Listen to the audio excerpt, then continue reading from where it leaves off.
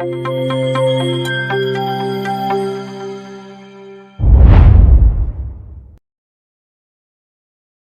दोस्तों, कैसे हो आप लोग? आपका हमारे इस यूट्यूब चैनल पर स्वागत है। तो जैसा कि आप लोग जान रहे हैं, हम लोग पढ़ रहे हैं जनरल नॉलेज, और जनरल नॉलेज का ये पार्ट 6 है। पार्ट 1 से लेकर पार्ट 5 तक हम लोग पिछले वीडियो में पढ़ चुके हैं। जो भी स्टूडेंट नए हैं वो प्ले चैनल पे जाएँ तथा इन सभी पार्ट को देखें। और हम लोग इसमें बहुत ही मोस्ट इंपॉर्टेंट क्वेश्चन सॉल्व कर रहे हैं, जो कि आपके आने वाले कोई भी एग्जाम हो, अगर आप किसी भी एग्जाम की तैयारी कर रहे हो, कॉम्पिटिटिव एग्जाम की, चाहे SSC, bank, railway, NTPC, group D या ऊपर ट्रिपल सी, पीटी या टीईटी, आप कोई भी एग्जाम की तैयारी कर रहे हैं तो आपके लिए ये वीडियो बहुत ही महत्वपूर्ण है। आप लोग जरूर देखें।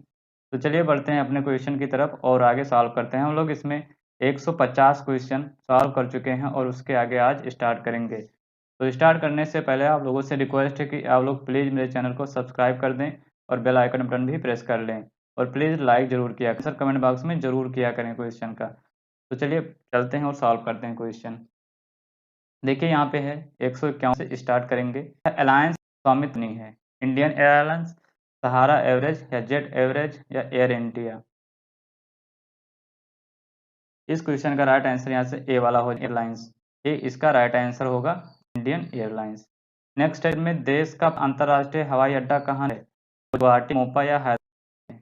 इसका राइट आंसर ए कोच्चि में है। ठीक है, ध्यान की अंतर्राष्ट्रीय बीमा सेवा है Sahara Air, Indian Airlines, Air India, Alliance air.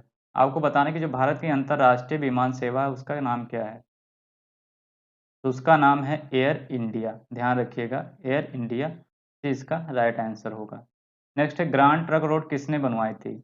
बहुत ही फेमस रोड है ग्रांड ट्रक रोड। किसने बनवाई थी? अकबर, जहांगीर, शाहजहां, शेरशाह।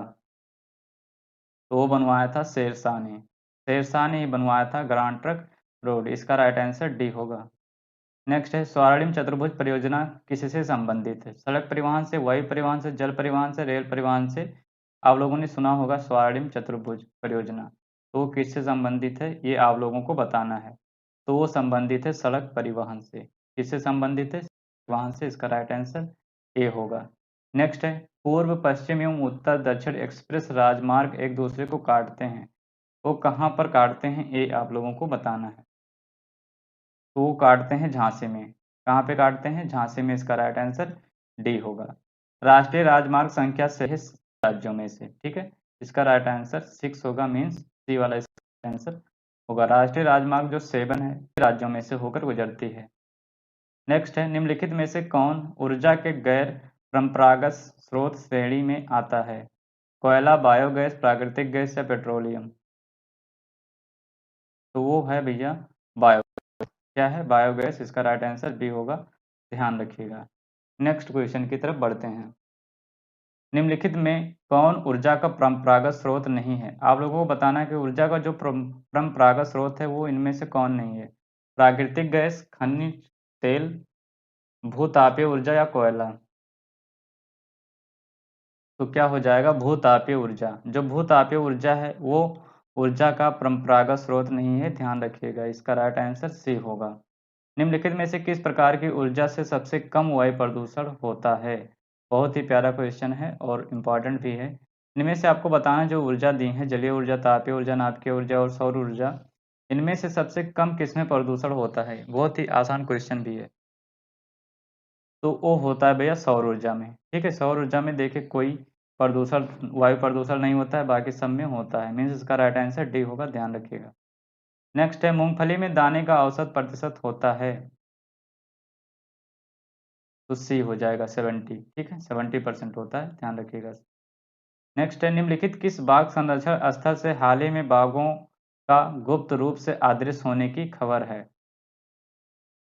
तो वो है सरिका, सॉरी सरिस्का। ध्यान रखिएगा, सरिस्का से इसका राइट आंसर होगा। नेक्स्ट है विश्व का सर्वोच्च पर्वत शिखर एवरेस्ट नेपाल में किस नाम से पर्वत है? का चोटी है वो माउंट एवरेस्ट है। ठीक है, ध्यान वो जो कि नेपाल में पाया जाता है। ठीक है, ये भी ध्यान याद कर लीजिए। तो जो नेपाल में पड़ता है और नेपाल में इसको किस नाम से बुलाते हैं या जाना जाता है, ये आप लोगों को बताना है। तो त्रिकूट के नाम से जाना जाता है। ध्यान रखिएगा, ये इसका राइट आंसर होगा। माउंट एवरेस्ट को नेपाल में त्रिकूट के नाम से जाना जाता है। नेक्स्ट है नेपाल की राजधानी काठमांडू किस नदी के तट पर अवस्थित है। जो नेपाल की राजधानी है वो कहाँ पे है, काठमांडू। तो काठमांडू किस नदी के किनारे है, ये आप लोगों को बताना है। तो वो है बागमती नदी के किनारे।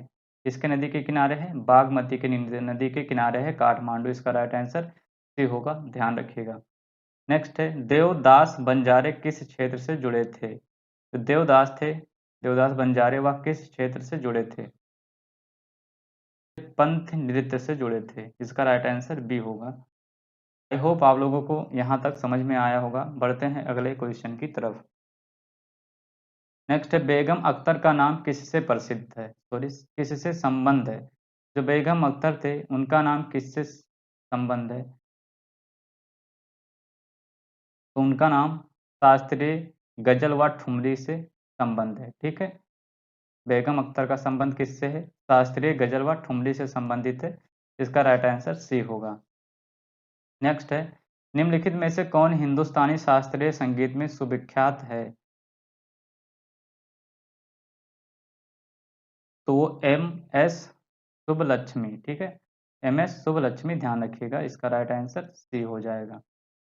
नेक्स्ट है हिंदुस्तानी संगीत का सर्वाधिक प्राचीन घराना है, ग्वालियर घराना या लखनऊ घराना या जयपुर घराना या आगरा घराना। ये घराना से प्रचलित होता है, संगीत घराना से। ठीक है, तो इसको बताना है कि आपको हिंदुस्तानी संगीत का सर्वाधिक प्राचीन घराना कहाँ से है। तो वो है ग्वालियर घराना से। ठीक है, कहाँ, ग्वालियर घराना, ये इसका राइट आंसर होगा, ध्यान रखिएगा। नेक्स्ट है हिंदुस्तानी संगीत का घराना नहीं, इनमें से आपको बताना है कि कौन हिंदुस्तानी संगीत का घराना नहीं है। तो वो सी हो जाएगा, लखनऊ घराना। ठीक है, ये हिंदुस्तानी संगीत से घराना नहीं है, बाकी सभी हिंदुस्तानी संगीत का घराना है। इसका राइट आंसर सी होगा। नेक्स्ट है ध्रुपद गायिका के लिए प्रसिद्ध घराना है। ध्रुपद गायिका के लिए प्रसिद्ध घराना क्या है, तो ग्वालियर घराना। ग्वालियर घराना जो है वो ध्रुपद गायिका के लिए प्रसिद्ध घराना है। इसका राइट आंसर डी होगा। नेक्स्ट है पंडित भीमसेन जोशी हैं। पंडित भीमसेन जोशी क्या हैं, बांसुरी वादक, हिंदुस्तानी गायक या सितार वादक या ओडिसी नर्तक। तो वो हैं हिंदुस्तानी गायक। पंडित भीमसेन जोशी क्या हैं, हिंदुस्तानी गायक हैं। इसका राइट आंसर बी होगा, ध्यान रखिएगा। नेक्स्ट है गायक की ध्रुपद शैली का आरंभ किसने किया, अमीर खुसरो, विष्णु दिगंबर पलुस्कर या तानसेन या मानसिंह तोमर ने किया। तो किसने किया था, मानसिंह तोमर ने किया था गायक की ध्रुपद शैली का आरंभ। इसका राइट आंसर डी होगा। नेक्स्ट है ऋतु वर्मा का संबंध किससे है। तो ऋतु वर्मा का संबंध पंडवाड़ी शैली से। ठीक है, ध्यान रखिएगा। इसका राइट आंसर सी होगा। आई होप आप लोगों को यहाँ तक समझ में आया होगा। बढ़ते हैं अगले क्वेश्चन की तरफ।